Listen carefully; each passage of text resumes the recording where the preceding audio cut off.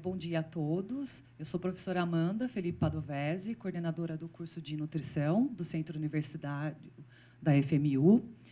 Gostaria de dar as boas-vindas a todos e agradecer, primeiramente, ao magnífico reitor Manuel Nabais da Furriela pelo convite em mediar essa roda de conversa sobre a temática de defensivos agrícolas na jornada de políticas institucionais de direitos humanos, inclusão e diversidade, que está acontecendo entre 21 de janeiro e 1 de fevereiro. Inclusive, esse conteúdo está sendo transmitido pelo canal de YouTube da FMU, permitindo que toda a comunidade acadêmica tenha acesso. Agradeço também aos convidados, participantes dessa mesa, o senhor Eduardo Mazieri, ele é engenheiro agrônomo, diretor estratégico da soja da divisão da Crop Science da Bayer, no Brasil, com 20 anos de experiência no agronegócio brasileiro. Então, agradeço a sua presença, senhor Eduardo. Agradeço também ao Nicolas Vital, ele é jornalista, escritor e palestrante, com mais de 15 anos de experiência em veículos de comunicação na área de economia, negócios e agronegócios, e autor do livro Agradeço aos Agrotóxicos por Estar Vivo. Obrigada, senhor Nicolas. Agradeço também a professora Sueli de Medeiros Onofrio Gama. Ela é engenheira química, licenciada em Química e em Pedagogia, pós-graduada em Marketing e Administração e mestre em Ensino de Ciências. Ela atua no Centro Universitário da Faculdades Metropolitanas Unidas, exercendo a docência desde o ano de 2011, e atualmente ela está na coordenação de diversos cursos, como Engenharia Ambiental e Sanitária, Engenharia de Petróleo, Engenharia Química, Tecnologia em Gestão Ambiental e Tecnologia em Segurança no Trabalho. Então, agradeço a sua presença, professora Sueli, e agradeço também ao doutor Igor Prosperi. Ele é advogado, membro da Comissão de Direitos Humanos da OAB, mestrando em Saúde Ambiental, e autor do artigo Análise Jurídico-Sanitária e Ambiental do uso de agrotóxicos na sociedade contemporânea no contexto do projeto de lei 6.299 de 2002, Pacote do Veneno. Obrigada, doutor Igor. Então, eu passo agora a palavra ao senhor Eduardo Mazieri. Oi, bom dia a todos. Está funcionando o microfone, né? Bom dia a todos. Agradeço a oportunidade de estar aqui. Agradeço a oportunidade de estar aqui, participar. Obrigado pelo convite. E o meu papel eu vou tentar fazer de uma forma simples, mostrar a realidade do que é produzir alimento no Brasil e seus desafios. Eu tenho o desafio de fazer isso em poucos minutos. A agricultura tropical é uma atividade complexa, mas eu vou tentar fazer aqui para colaborar com a visão do produtor e de quem precisa fazer inovação para fazer frente aos desafios da agricultura brasileira. Então, eu queria, já pode passar para o primeiro slide aqui, eu queria iniciar mostrando aqui uma linha do tempo. Para ilustrar o que eu estou dizendo, eu vou usar o exemplo da soja, que é a maior cultura plantada no Brasil. Eu acho que é talvez o exemplo mais relevante. Então, aqui, nós temos aqui numa linha do tempo todos os dados da Conab, que é a linha do tempo, os dados históricos mais antigos que a gente tem de safra e produção e produtividade no Brasil. Então, as barras, a gente pode ver a área plantada de soja no Brasil, e essa curva verde aqui é a curva de produtividade. Quantos quilos por hectare de soja se produz desde a safra 76, 77 até a penúltima safra. Essa safra ainda está sendo apurada, nós estamos em plena colheita, né? Isso aqui, a nossa história de produção de soja no Brasil, diz muita coisa, né, sobre o desafio que a gente tem. Para iniciar, talvez nem todos saibam, mas a soja, durante esse período todo, ela tem mudado muito como planta mesmo, né? Então, nesse período aqui, só para ilustrar a diferença tecnológica, se a gente pegar aqui nos anos 90, onde nós tivemos aí talvez a maior linha de de ganho de produtividade no Brasil por hectare, a soja era uma cultura que levava 150, 160 dias para ficar pronta no campo. Hoje, entre o plantio e a colheita, ela já mudou, é uma cultura hoje que é completamente diferente daquilo que se plantava nos anos 90, e hoje é uma cultura que se define em 90 dias. Né? A capacidade de decidir do produtor tem que ser muito mais rápida. Então, se você tirar ali 5, 6 dias do começo, mais 10 dias no fim desse ciclo de 90, o produtor tem que decidir a lavoura dele em 70, 80 dias, o que ele vai fazer. Se der algum problema de clima no meio, a produtividade já cai. A gente já pode ter algum problema de produtividade.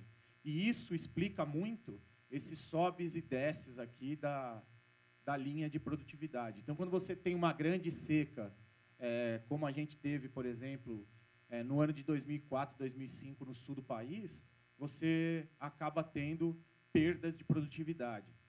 Também, a agricultura tropical no Brasil, ela traz muitos desafios, porque a gente aqui tem tudo disponível para doenças, para pragas e para plantas daninhas também, né? Que são aqueles grandes tiradores de produtividade na perspectiva do produtor. Então, no Brasil e na agricultura tropical, a diferença entre inverno e verão não é uma questão de temperatura, é uma questão só de chuva ou não chuva. Então, o inverno, por exemplo, no Cerrado brasileiro, você continua tendo temperaturas de 30 graus, luminosidade em boa parte do dia, boa parte do dia, né? Você não tem uma diferença grande entre dia e noite, como você tem, por exemplo, na agricultura americana ou na agricultura do hemisfério norte. Então, as pragas, os fungos, os insetos, eles têm, geralmente, todas as condições para se multiplicar muitas vezes durante o ano. Então, a pressão por seleção de indivíduos resistentes e de maior difícil e de controle mais difícil por parte do produtor, ela acontece sempre. Então, se você pegar, por exemplo, em 2012, nós tivemos no Brasil, de uma maneira inesperada, para ilustrar isso que eu estou dizendo, uma nova praga que apareceu, uma lagarta chamada Helicoverpa, que ninguém sabia como lidar com aquela praga, ela nunca tinha aparecido na soja brasileira, de repente ela aparece e tira a produtividade. Então, naquele ano, a gente teve um desafio enorme para o produtor, não sabia como lidar, não sabia que práticas adotar para poder controlar, e isso acabava tirando a produtividade. Com isso, tem lugares no Brasil, como o próprio estado do Mato Grosso, que são lugares que, nos últimos 10 anos, a gente tem dificuldade para avançar com a produtividade como a gente gostaria. E a gente não pode esquecer que o futuro que nos espera, espera como uma população faminta, crescente, que precisa de comida. Então, todas as vezes que a gente, na agricultura tropical, lida com problemas desse tipo, é menos comida na mesa da população de São Paulo ou daquele que consome carne na China ou na Índia, né? Então, esse é parte do desafio que uma empresa como a Bayer tem no seu dia a dia. O nosso papel na empresa é ajudar o produtor a encontrar formas de produzir mais na mesma área, fazendo frente a esses desafios que eu estou dizendo. Uma hora é uma doença resistente, outra hora é uma praga nova que aparece, ou um problema climático que aparece. Então, o produtor, para conseguir fazer frente ao desafio de produzir comida e alimento no Brasil, ele precisa de uma máquina de inovação, trazendo coisas diferentes a todo ano para lidar com situações inusitadas e ele continuar produzindo mais em menos área, porque é isso que é a demanda futura. Pode mudar, por favor? E para ilustrar, a situação não vai ficar mais fácil. A situação vai ficar, assim, cada vez mais complicada. Essa é a nossa visão. Então, aqui eu trago um gráfico mostrando um dado da NOAA americana, mostrando o número de catástrofes climáticas com o passar das décadas. Então, quando a gente pega aqui, por exemplo, a década de 80, entre catástrofes geológicas, hidrológicas e de clima e de tempo, né, meteorológica, A gente vê que a gente saiu na década de 80 de 380 catástrofes para perto de 900 na década atual e nem concluímos a década. Então, a gente vê que o número de catástrofes naturais tem aumentado mais de 100% nos últimos 30 anos. Então, a situação climática e os desafios climáticos, como um dos exemplos, para a agricultura brasileira, só vai continuar piorando. Não vai ficar mais fácil produzir soja no Brasil, ou produzir milho, ou produzir uva, ou produzir tomate, ou arroz e feijão. A situação está ficando cada vez mais difícil. Isso esse racional a gente pode colocar também para outras áreas, como controle de pragas, controle de doenças, a situação do plantio direto no Brasil, que é uma técnica de plantio importante nas regiões do Cerrado. Você pode passar, por favor? E numa situação, aqui, para vocês entenderem, é a situação financeira do produtor, que eu acho que é o terceiro vértice aqui que ajuda a gente a entender o desafio de se produzir no Brasil. Então, o que eu fiz aqui? Eu peguei, pelos dados da Conab, o custo de produção, o custo para se produzir 1 hectare de soja versus o quanto ele comparado com o quanto ele podia vender um saco produzido de soja naquela safra. Então, na safra 2000-2001, ele gastou aproximadamente 31 sacos daquilo que ele produziu para pagar o seu custo. Porque, conforme ele vai tendo mais dificuldade na produção, a produção precisa ficar mais intensa no nível de uso de insumos, fertilizantes, defensivos agrícolas, herbicidas, inseticidas e fungicidas. E semente também. E quando as safras foram passando, a gente vê que o que era 31 virou 36. Então, o que eu quero dizer aqui, resumindo meus 3 slides e já chegando ao final aqui desse pano de fundo, a agricultura tropical é cheia de desafios e cheia de dificuldade para o produtor, para ele continuar colocando alimento na nossa mesa. A situação para o futuro não vai ficar mais simples, vai ficar mais complicada. E eu dei aqui o exemplo do clima como um aspecto relevante. Cada vez mais, na hora de colher, ele vai ter chuva, ele vai ter seca na hora de plantar, vai ter dificuldade de plantar. No meio do caminho, vão ter secas inesperadas. Então, isso vai ser cada vez mais complicado. E numa situação em que, financeiramente, está ficando mais difícil para ele produzir. Ele tá tendo mais pressão de margem para conseguir colocar comida na nossa mesa. Esse é o cenário que a gente tem que fazer frente e o nosso papel dentro da empresa é cada vez entender mais isso, buscar inovação para que ele cada vez mais, com menos custo, com moléculas e produtos mais sustentáveis, com menores doses,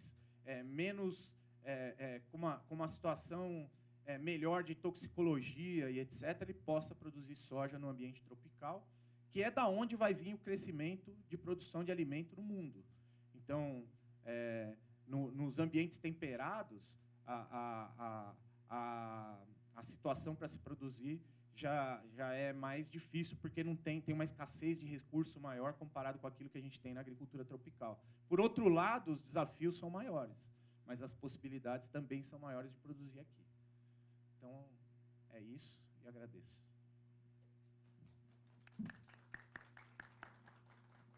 Obrigada mais uma vez, Eduardo. Então, passo agora a palavra ao senhor Nicolas Vital. Boa tarde, bom dia, né? Obrigado a todos, obrigado pelo convite da FMU. O meu nome é Nicolas Vital, eu sou jornalista e autor do livro Agradeço aos Agrotóxicos por Estar Vivo. Geralmente, quando eu venho falar em faculdades, assim, as pessoas olham para a minha cara e falam: o que esse louco vai vir defender agrotóxico aqui? E, na verdade, não é bem isso. O meu olhar para o assunto é mais do ponto de vista da comunicação. Eu sou jornalista, eu sou de São Paulo, eu tenho muito pouca relação com o agronegócio e eu tive a oportunidade de conhecer o setor a partir do momento que eu fui trabalhar numa revista setorial. E aí eu passei a entender melhor como é que funcionavam as coisas e eu vi que a informação que chega para a gente na cidade acaba sendo muito deturpada. E isso é muito por falta de comunicação mesmo, do setor, enfim, e uma tendência ideológica que a gente vê no Brasil hoje. Esse é o livro, ele foi lançado no meio de 2017, ele já está na 3ª edição. E qual que é a ideia aqui? Eu não tenho interesse comercial nenhum. Se as pessoas quiserem continuar consumindo orgânico, que consuma. Eu só quero aqui é mostrar o outro lado da história. É uma história que não é contada. Não sei se tem alguém do curso de jornalismo aqui. A primeira coisa que a gente aprende na faculdade de jornalismo é que a gente tem que ouvir os dois lados.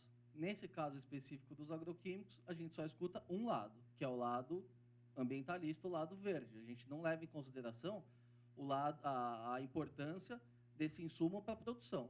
Então, o que eu defendo, óbvio que não é o uso indiscriminado, o aumento de venda, eu não tenho interesse comercial nenhum.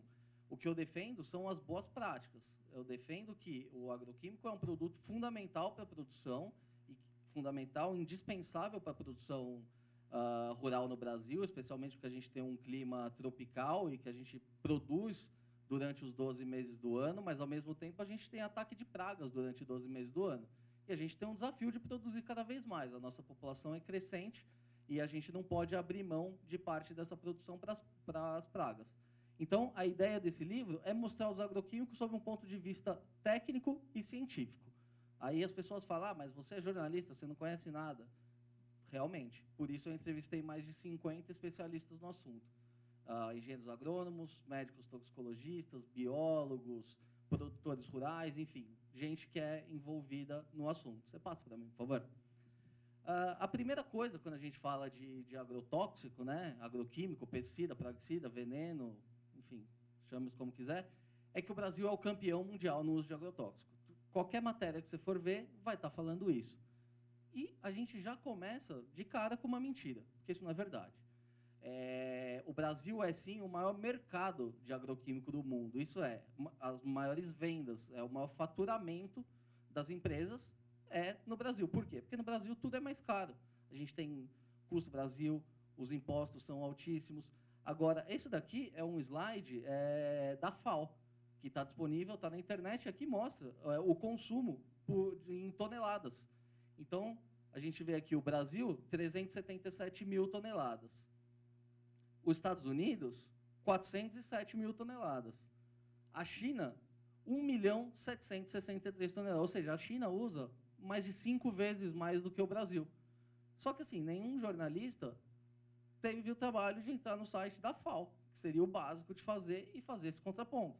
Uma coisa é você vender mais, faturar mais. Outra é o uso. E isso daqui, assim, se a gente está preocupado com o resíduo em comida, quantidade utilizada, esse é o número que a gente tem que utilizar. E a gente tem que levar em consideração que, mais uma vez, o Brasil é um país tropical, a gente produz alimentos durante 12 meses do ano. Então, esse volume é diluído ao longo de 365 dias. Nos Estados Unidos, na China, como eles têm um inverno rigoroso, durante o inverno, 4 meses do ano, eles estão embaixo de neve, não tem produção. Então, todo esse consumo, além de tudo, é concentrado em 8, 9 meses. Então, assim, aqui já prova que o Brasil não é o maior consumidor de agroquímico. Passa para mim, por favor. Aqui a gente tem um outro recorte, que é o que, na minha visão, é o mais justo. Que é o quê? Volume de agroquímico utilizado por hectare plantado. Porque o Brasil é um país imenso. Então, assim, a gente usa bastante. Por quê? Porque a gente produz bastante, tem muita terra. Um país menor, que use eventualmente mais, em volume total usa menos, mas proporcionalmente usa mais. Então, aqui ó, a gente tem um ranking que também é da FAO, Banco Mundial. Enquanto o Brasil usa 1,16 quilos de ingrediente ativo, né, que é o que a gente chama, o Japão usa 10 vezes mais, 11,75. A França, que é a meca dos ambientalistas, usa o dobro do que o Brasil usa. Só que em volume é menos. Por quê? Porque a França tem uma área de produção menor do que o Brasil. Eu vou passar mais rápido aqui porque o tempo é curto. Aqui é um outro recorte, que também mostra o Brasil numa posição favorável. Que aqui é um recorte também muito justo, porque assim, a gente usa muito agroquímico em quantidade? Usa. Mas quanto que a gente produz com esse agroquímico que a gente está usando? O Brasil colhe mais de 140 quilos de alimento para cada $1 investido em agroquímico. Os Estados Unidos, que é altamente tecnificado, colhe 94. A França, mais uma vez, que é uma agricultura subsidiada, eles não têm tanta preocupação com produtividade. Eles colhem 51 quilos para cada dólar.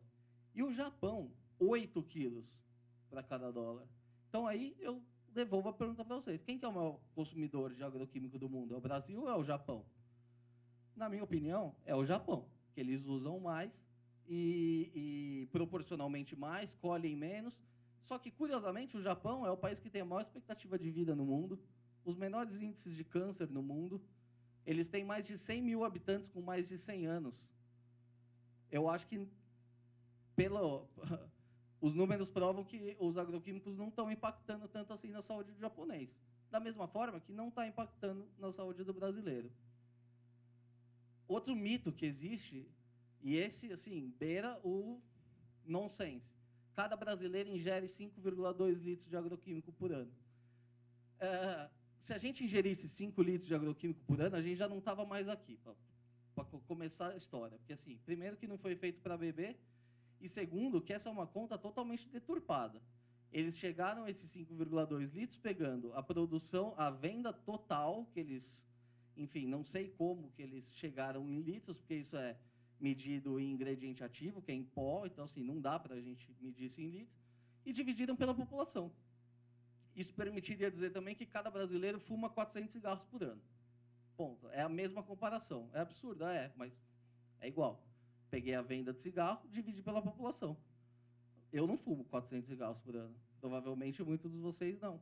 Mas essa é a conta grosseira que a gente tem hoje. Essa conta aqui também não considera que 80% dos agroquímicos vendidos no Brasil são usados só em 4 culturas. Soja, milho, cana e algodão, que não são culturas alimentícias. Boa parte é exportada, parte é usada para ração, muito pouco dessa soja e do milho chega na mesa. Algodão, a gente sabe que não é alimentício, cana vira bioenergia, vira açúcar, enfim. Então, assim, para vocês verem o nível da conta. Eu não vou me estender muito, porque eu preciso ir passando rápido.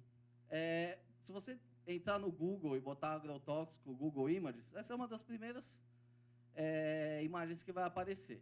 Quando você come as verduras, você também usa essa máscara?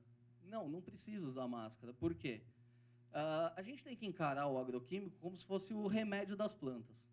Em muitos casos, o princípio ativo do agroquímico é o mesmo do remédio humano.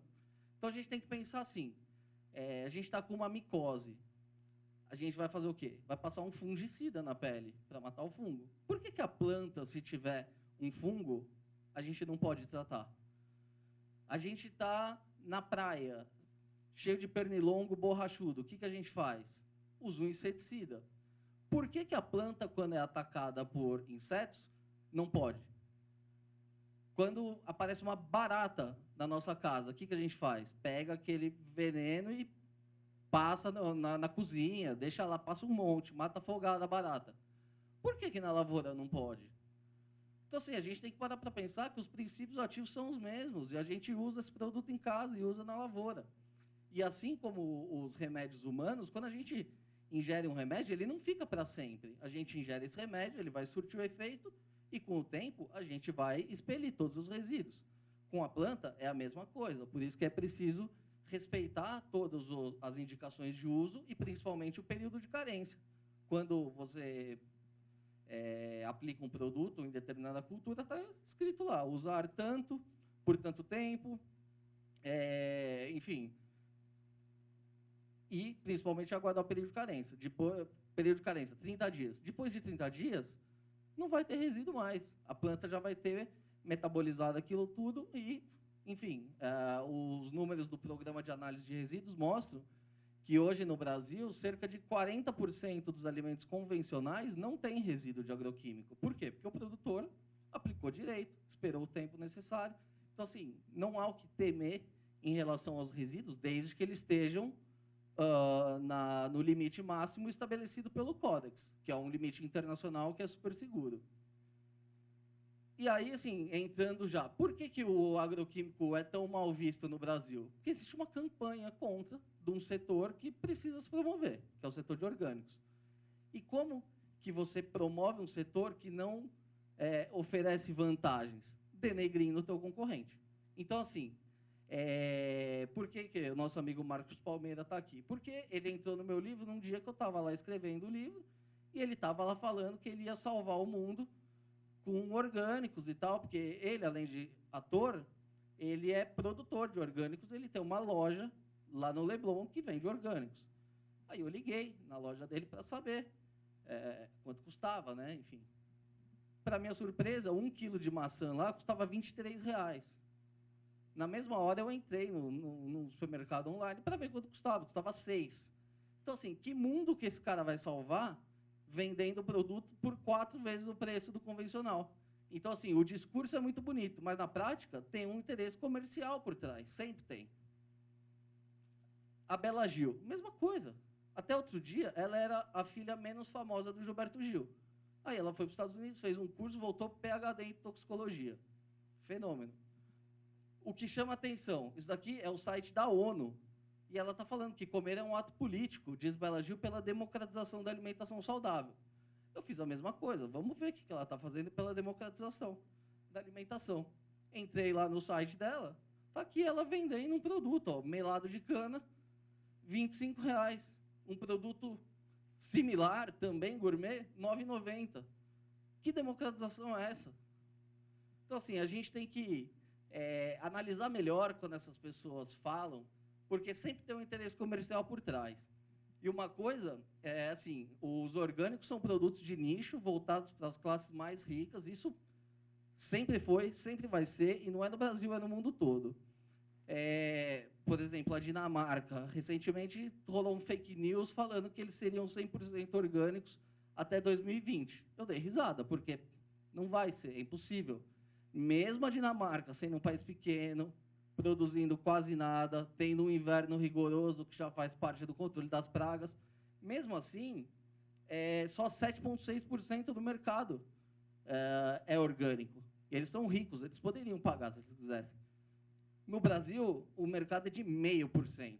Ou seja, a gente está falando do topo da pirâmide do Brasil. As pessoas exaltam muito, nossa, é um mercado que cresce 30% ao ano, já representa 3 bilhões de reais. 3 bilhões não é nada. O agronegócio brasileiro tem um valor bruto da produção de mais de 500 bi. Então, assim, são produtos de nicho, voltados para pessoas ricas, só para quem pode pagar. Esse discurso que eles vão alimentar o mundo é balela. Se a gente resolver amanhã só vender orgânico, não vai ter comida para todo mundo. É simples assim. A gente tem que ter um olhar menos romântico e mais prático para esse assunto. Então, assim, você vê, Estados Unidos, 5%, Suécia, 6%, Suíça, 7,1% e a Dinamarca, 7,6%. Esse fake news do 100% orgânico da Dinamarca foi desmentido. E para complementar, né, já que o tempo é curto, eu queria falar um pouco sobre o agronegócio brasileiro, que ele é tão mal visto pela sociedade, tão criticado. Até teve essa discussão com a Gisele Bündchen essa semana. O Brasil é o único país hoje que consegue produzir em escala e preservar. O agronegócio brasileiro é muito sustentável. A gente hoje usa para grãos cerca de 7% do território brasileiro. A gente tem aí, para pastagem, mais 10%. E a gente ainda tem mais de 50 milhões de hectares de pastagem degradada, que a gente vai precisar de tecnologia para aumentar a produção sem precisar derrubar nenhuma árvore. Então, essa história que o brasileiro desmata, o agricultor é malvado, tá, isso é pura conversa. De quem? De quem quer atrasar o agronegócio brasileiro. Eles têm lá um movimento nos Estados Unidos que é o Farms Here, Forest There. Ou seja, eles querem a produção lá nos Estados Unidos e que aqui tenha floresta. Por quê? Porque eles têm medo da competição. O Brasil é um país muito eficiente, a gente tem muito potencial para crescimento, mas para isso a gente vai precisar da tecnologia. E como que eles vão barrar o nosso crescimento? Só através dessa ideologia, botando a população contra a principal atividade do país. Então, resumidamente é isso. O livro eu abordo muito mais temas, enfim, outros mitos, sempre através de estudos, entrevistas, enfim. Mas, a grosso modo, é isso. Eu acho que existe um grande problema de comunicação. Eu acho que eventos como esse aqui servem para a gente aumentar o debate, enfim, e a gente não vai chegar a conclusão nenhuma, mas, enfim, que a gente continue estimulando sempre o debate. Obrigado. Obrigada, senhor Nicolas. Agora eu passo a palavra à professora Sueli. Bom dia. Tá? Eu queria agradecer aos organizadores, ao pessoal da mesa, e em especial a Nicole, que me convidou para participar. Não tenho a pretensão aqui de criar uma polêmica, né? Eu acho que não compete ao ambiente acadêmico essa polêmica, e sim trazer os argumentos para a gente trabalhar, fazer uma reflexão em relação ao que os nossos colegas falaram e a necessidade que nós temos de colocar um profissional, um cidadão no mercado em que ele esteja antenado e ligado a, por exemplo, as 17 ODS, né, que seriam os 17 Objetivos para o Desenvolvimento Sustentável. E aí a gente de cara bate no primeiro, que seria a erradicação da pobreza, e depois o Fome Zero, né? E trazer essa reflexão, porque a gente tem que pensar num desenvolvimento econômico, a gente não pode esquecer que a gente precisa desse desenvolvimento para erradicar essa pobreza, e a gente precisa de algum processo de produção que a gente garanta esse alimento para essa população que cresce de uma maneira exponencial, né? Então, pensando só em Brasil, para respeitar esses objetivos, a gente tem que trazer essa reflexão para dentro da sala de aula, para dentro da nossa instituição, para que a gente coloque profissionais no mercado que eles estejam em sintonia com esses desafios, que esse é um grande desafio. E essa é a preocupação que a gente tem que ter, né? Em procurar uma posição, uma nova ação, uma maneira da gente trabalhar sustentável, né? E é isso que eu acho que a gente tem que discutir, que é isso que o mercado tem que estar preparado, e todos nós, não só os profissionais daqui e os nossos egressos, mas todo cidadão. Eu acho que compete a gente a trabalhar e a pensar. Eles bem pontuaram, né? A produção de alimentos não é uma coisa fácil. A gente tem uma extensão imensa aqui no Brasil para produzir. Apesar de tudo que se fala, nós somos ainda os maiores produtores de alimentos, então é natural que as pessoas olhem, tenham esse olhar para a gente, mas a gente tem que garantir isso, né? A gente tem que garantir que a gente consiga eliminar essa pobreza, garantir alimentos para todos, e garantir alimentos para todos, a gente tem que pensar no fator econômico disso, né? Que não dá só para a gente pensar numa produção feita em casa, de pequena quantidade, que nós temos que abordar esse conceito para uma macroprodução. Mas essa polêmica vai ficar sempre, eles vão falar, eu estou falando, o nosso colega também vai falar, mas a gente tem que pôr isso, tratar com essa reflexão, né? Ainda ontem, em Davos, o nosso presidente, ele falou sobre o desenvolvimento econômico, que ele pretende avançar, né, o governo pretende avançar com essas políticas, e compatibilizando a preservação ambiental. E eu acho que cabe a gente, né, enquanto cidadão, garantir essa preservação, trabalhar, e não impedir que esse desenvolvimento se dê, e sim ajudar que esse desenvolvimento se dê de maneira sustentável. Acho que é isso que eu tenho para colocar, gente. Obrigada, professora Sueli. E agora eu passo a palavra, então, ao doutor Igor. Primeiro, obrigado a todo mundo que está aqui. Obrigado pela oportunidade também de estar falando. E é interessante sempre ver as pessoas se interessarem por esses temas, ainda mais nesse momento que a gente está vivendo, que tão controverso, né? É inegável que a indústria, o desenvolvimento científico, eles têm que ocorrer, eles são indispensáveis, tudo isso que eles falaram, né? Contudo, eles não podem visar apenas o lucro, né? Fazendo uma analogia com um automóvel, por exemplo, os direitos humanos precisam ser o volante desse automóvel. E o desenvolvimento econômico precisa ser o motor propulsor. Assim a gente consegue caminhar sustentavelmente. Caso contrário, a coisa fica insustentável, né? O direito serve, está aqui, para ajudar a gente a regulamentar certas coisas. A gente está vivendo numa globalização, um aumento de industrialização, de urbanização, que está gerando muito risco, perigo e, com isso, a incerteza, né?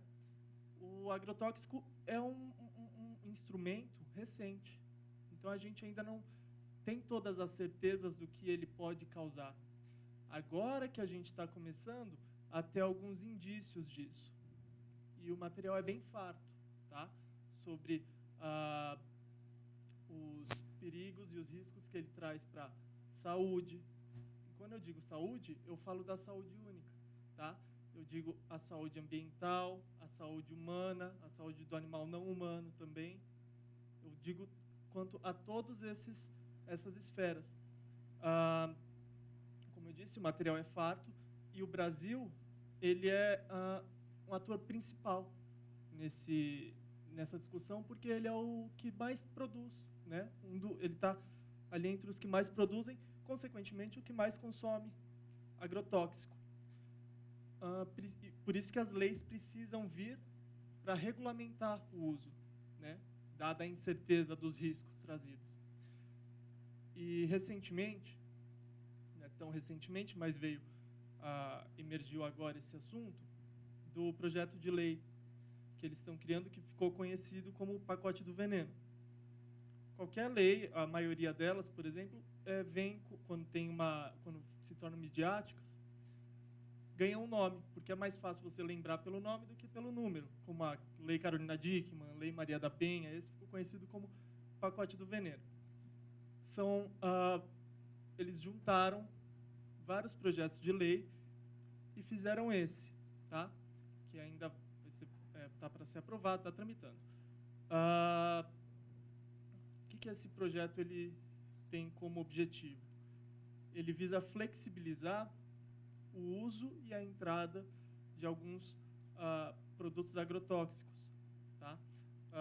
Tirando, inclusive, da Anvisa, que é o órgão responsável por fiscalizar isso, tá? A responsabilidade, e, com isso, deixando mais fácil a entrada desses produtos aqui no Brasil, inclusive de novos produtos, que ainda não tem, de nenhum deles a gente tem certeza absoluta, mas esses novos, principalmente, a gente não tem certeza nenhuma sobre o que pode acontecer com o uso. Diferente do que, se a gente pensar só, tomamos um remédio, pegando a analogia que o senhor fez, tomamos um remédio, esse remédio não fica para sempre no nosso organismo. Sim, ele não fica para sempre no nosso organismo. Contudo, ele fica no meio ambiente.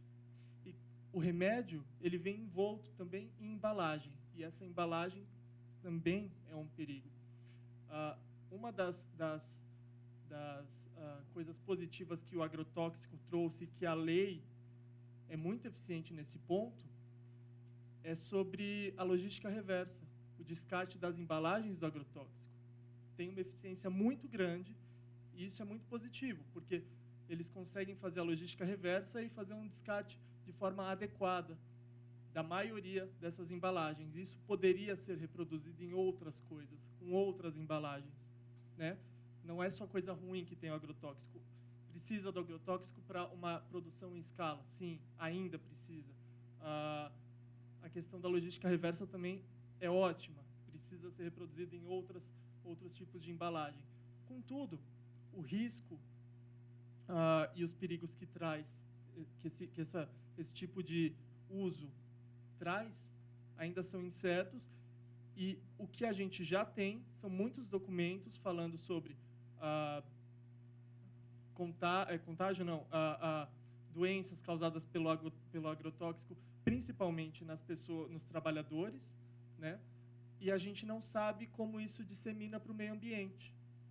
a gente precisa, aqui, como brasileiros, a gente precisa ter um outro ponto de vista também, que os recursos são finitos, né? Então, as produções elas não podem ser infinitas. E a gente, exportando também soja, cana, outros produtos, a gente não está só exportando isso. A gente está exportando também água, a gente está exportando também a mão de obra, a gente está exportando muitas outras coisas que trazem prejuízo para a população brasileira. Então, diante de tudo isso, a discussão não é nova, tá? Desde já em 62, uma moça que foi responsável por considerada a mãe dos ambientalistas, ela chama Rachel Carson. Ela escreveu um livro que é super famoso, chama A Primavera Silenciosa. Desde então, ela alertou sobre os riscos, que a gente não sabe, são incertos, e provocou uma discussão, né, midiática, e trouxe a população, trouxe o conhecimento para a população sobre o tema. Uma coisa que a professora mencionou aqui, a gente precisa oferecer esse tipo de informação para as pessoas, e as pessoas precisam ter uma noção de pertencimento sobre isso, para poder cuidar. Não existe dentro e fora. Estamos todos juntos aqui. Então, as pessoas precisam ter uma noção de desenvolver essa noção de pertencimento para poder cuidar também, para poder fiscalizar, para poder ter interesse naquilo, né? Existem pontos positivos e negativos. E a gente precisa também desenvolver o pensamento crítico, para saber. Ele trouxe alguns dados falando sobre o Brasil não é o que mais consome, etc, etc. São dados que a gente precisa, com pensamento crítico, poder analisar. Assim como ele fez de falar que desmentir que o Brasil é o que mais consome agrotóxico, porque existe um dado que pega o consumo geral e como o Brasil é o que tem mais território, planta mais, ele consome mais, né? E para isso a gente precisa desenvolver o pensamento crítico. Então, indo na contramão de tudo que a União Europeia está fazendo, as políticas públicas que está desenvolvendo para ir contra o agrotóxico, o uso excessivo de agrotóxico, essa lei está querendo flexibilizar, inclusive introduzir outros pesticidas e mudar o nome dos agrotóxicos, que já, só pela palavra, já atenua, e você acha que é menos perigoso. Quando eu falo perigoso, é sobre risco e perigo que eu estou falando, é sobre as incertezas, né? Então, eu acho que com isso que a gente está fazendo, a gente começa a desenvolver o pensamento crítico nas pessoas, e as pessoas precisam ser sensibilizadas para buscar mais conhecimento e assim saberem o que estão consumindo e estarem dispostas a consumir e correr esse risco ou não. Então, acho que um resumo bem curtinho é isso. O que a gente tem para falar? O que eu tenho para falar aqui do contexto brasileiro dos agrotóxicos nesse momento.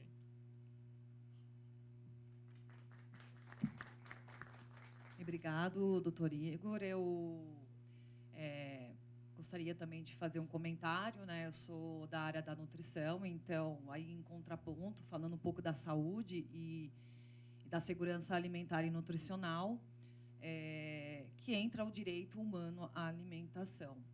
Então, quando a gente fala do direito humano à alimentação, a gente está falando dos dois aqui da mesa, né? Em você ter acesso ao alimento em quantidade, né?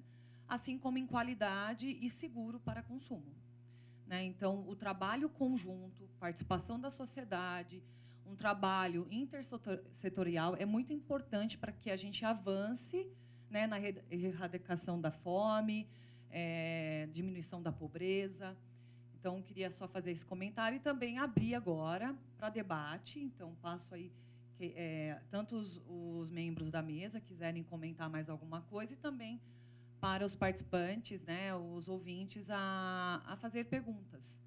Okay? Vocês gostariam de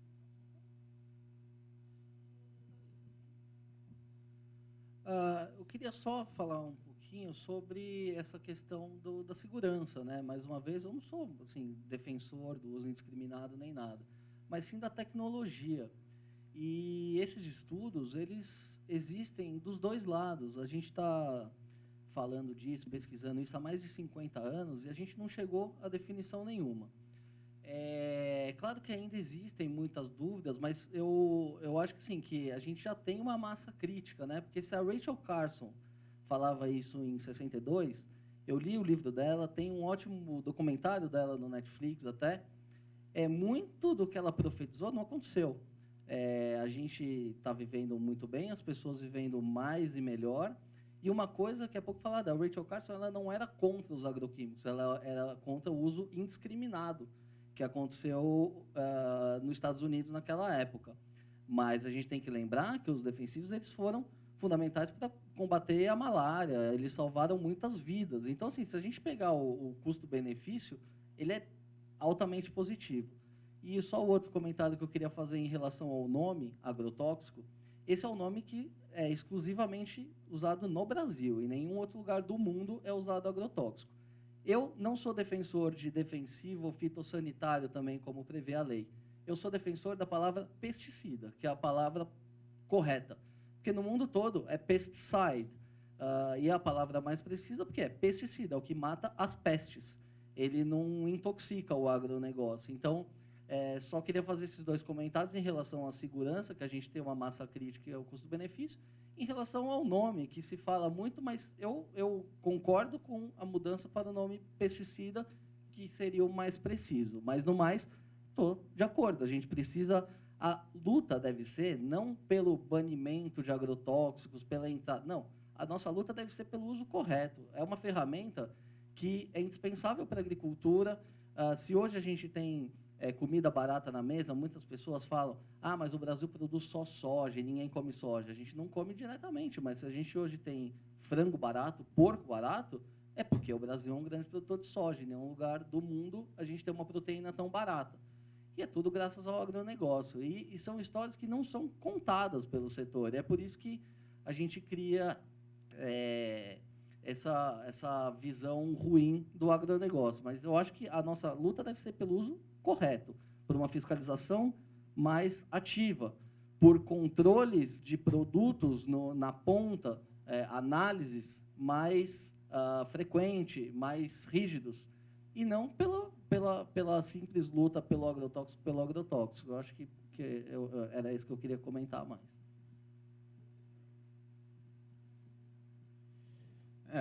Assim, de uma maneira bem aberta, de novo, a gente vai cair no velho equilíbrio.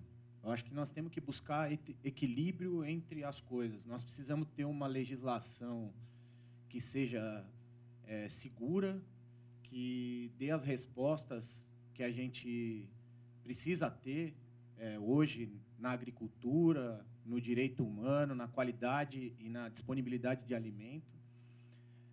A gente precisa ter estratégias, inclusive por responsabilidade da indústria, de fazer ações para garantir o bom uso. É uma preocupação isso enorme da empresa e a gente tem investido muito para que os nossos produtos sejam utilizados. Eu acho importante também deixar claro que hoje, para você trazer um novo produto para o mercado, você demora, às vezes, mais do que 10, 12 anos. São feitos estudos detalhadíssimos e aqui eu queria deixar, talvez, um contraponto, mas nós temos resíduo, análise de resíduo de qualquer molécula que ela for lançada no mercado, tanto em seres humanos, em plantas, na fauna, na água, isso tudo é exigido.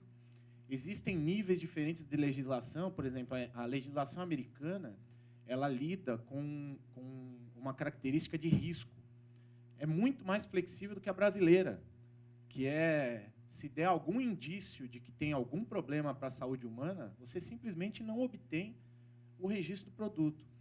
E isso não responde, eu digo assim, precisa ser rigoroso o suficiente para que nada seja colocado em risco, mas a gente precisa dar resposta para a sociedade.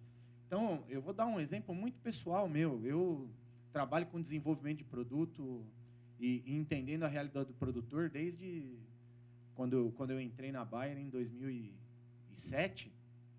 E fungicida, por exemplo, em 2002 entrou uma doença no Brasil chamada ferrugem asiática da soja, que é uma doença que é um fungo que ele pode tirar até 80% da produção.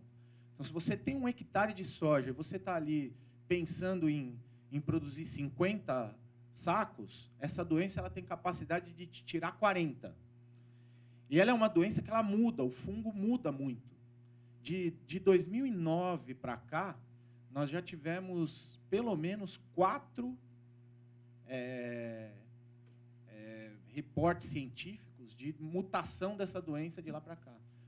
Então, 2009 para 2019, são 4. A gente submeteu para registro um produto em 2008, que nós estamos conseguindo lançar ele esse ano, por conta de toda a legislação que a gente tem. Então, eu acho que esse é o cenário. A gente precisa ter uma legislação que ela dê segurança, mas, ao mesmo tempo, que ela faça frente às necessidades de uma agricultura tropical, de se produzir mais alimento, alimento com qualidade, né? Aquelas pessoas que estão na cidade e que, às vezes, também não têm conhecimento de todo o processo, da dificuldade de se produzir, de se colocar alimento na mesa. Né? Então, eu acho que esse é o cenário. Eu acho que também, e até eu acho que nós, dentro da empresa, precisamos ser mais ativos e participar mais de discussões como essa que a gente está tendo aqui, porque as empresas elas vão ser as grandes nações no futuro. A Bayer, hoje em dia, ela é uma empresa que ela tem mais de 130 mil colaboradores espalhados pelo mundo. Né? Então, nós temos uma responsabilidade de, inclusive, ter normas internas que muitas vezes são mais rígidas que a própria legislação do país. Hoje eu sou submetido dentro da Bayer a legislações aqui, a normas internas, que às vezes são mais rígidas do que a legislação brasileira. Porque a empresa sabe que vai existir uma pressão social de responsabilidade em cima daquilo que ela tem que fazer. E nós precisamos dar resposta, nós precisamos explicar, nós precisamos fazer com que isso seja entendido pela população. Então, eu acho que existem desafios de todos os lados para a gente conseguir buscar um equilíbrio entre o trabalho da empresa, a legislação, a disponibilização de novos produtos, para a gente colocar alimento na mesa dessa população, como você bem colocou, que está crescendo de maneira exponencial no mundo. Acho que esse é o desafio. Eu só queria aproveitar também uma coisa que eu esqueci, que assim, ninguém usa agrotóxico porque quer, né? O sonho dourado de qualquer produtor seria não precisar usar, até porque é caro. Então, o sonho dourado dele seria, bom, vou produzir, vou economizar no defensivo, ainda vou vender mais caro depois como orgânico. Por que ele usa? Porque precisa. Existe uma pressão muito grande sobre as pragas. Agora, é preciso entender, né, um pouco como é que funciona essa produção de alimentos, especialmente no Brasil. Obrigada. Ele mencionou sobre a legislação estadunidense que se baseia em risco. Exatamente. Um dos pontos principais aqui desse projeto de lei que eles querem implementar é basear os agrotóxicos novos ou os que já estão em riscos aceitáveis. O que é risco aceitável? Essa é uma discussão que a gente entraria e não teria um fim, né? O problema disso é que, além desses riscos aceitáveis, essa legislação, por similaridade, ela queria que outros produtos que sejam similares a alguns que já são aceitos pudessem entrar no Brasil de uma forma muito mais facilitada, em decorrência desse risco aceitável, porque é similar ao que já é usado, então o risco de colocar ele é aceitável. Usar agrotóxico é um perigo, porque é uma coisa, como ele falou da Rachel Carson, ela não era contra o uso, e acredito que ninguém é contra o uso de agrotóxico. gente é contra o uso em demasia. O direito vem para regulamentar isso. Porque antigamente, nessa época, tem relatos que o pessoal passava agrotóxico nos bebês, porque confiava muito. Mas não tinha, inclusive, a pesquisa suficiente. Até hoje não tem, mas sabe-se que, pelo menos, passar em bebê para proteger não é a forma correta ou ideal para usar o agrotóxico, né? Então, a ciência tem que ir avançando à medida que o direito também tem que ir regulamentando. As coisas precisam caminhar juntas, né? Enquanto não existe um mínimo de certeza, um mínimo de tolerância, a gente não pode flexibilizar alguma coisa, porque a gente não sabe o que vai acontecer, né? Mais uma vez, a gente não pode deixar que o lucro, ou seja, precisamos produzir para ganhar, se sobreponha aos direitos humanos. Nesse sentido, eu estou falando do direito à saúde, estou falando do direito ao meio ambiente, né? Porque, inclusive, a questão de monocultura, a produção de soja em escala, ou de cana, enfim. Qual que é o prejuízo ambiental que isso traz? Será que isso não está gerando mais pragas, porque que a soja estando plantada com um outro tipo de cultivo não combateria essa praga? Enfim, a gente precisa repensar e todo mundo precisa caminhar junto. O que não pode acontecer é a lei ser absolutamente flexível, porque aí a gente não vai ter um balanço, ou seja, o lucro vai ser o objetivo principal e ele vai estar abalizado por uma lei flexível. E a gente vai, por consequência, ficar desprotegido, né? A lei serve para proteger todos nós, baseado sempre em indícios, em pesquisas científicas, justificadamente. Nunca é o eu acho. A lei não pode ser criada com base no eu acho que, e muito menos em uma única opinião. Por isso que ela demora e por isso que ela caminha junto. O ponto principal dessa lei, como eu disse, é o risco aceitável.